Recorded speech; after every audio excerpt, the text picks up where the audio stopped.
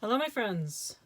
For today's reading, we have a Harvest of Stones, a Flower of Thunder, the Emperor, and the Nine of Thunder underlying all of it.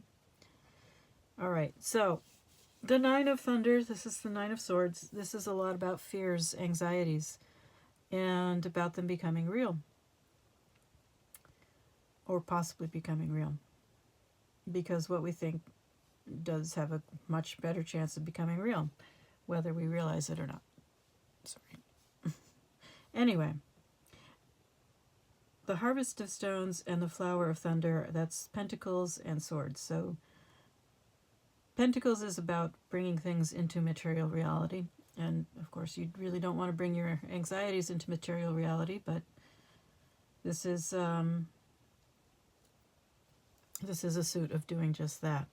And then we have the Flower of Thunder. So Swords is more about the mental aspects of things and getting control over your own mind, seeing the truth of a situation. That's what the Flower of Thunder does. Sees the truth, speaks the truth, very much a truth seeker.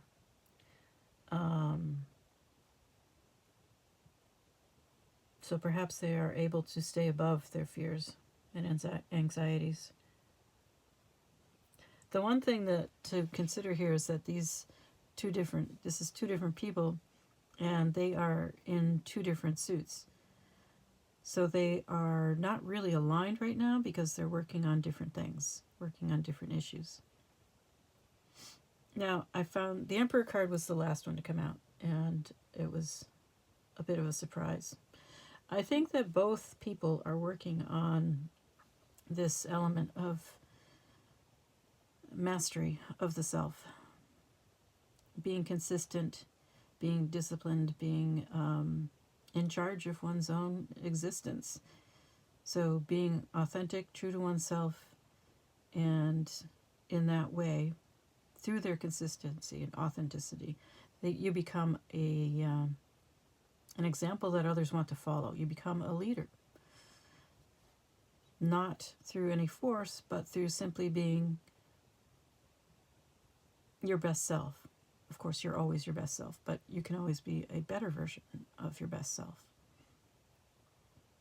And the Emperor is someone who is willing to work on that, to do the work, to show up, and just keep going.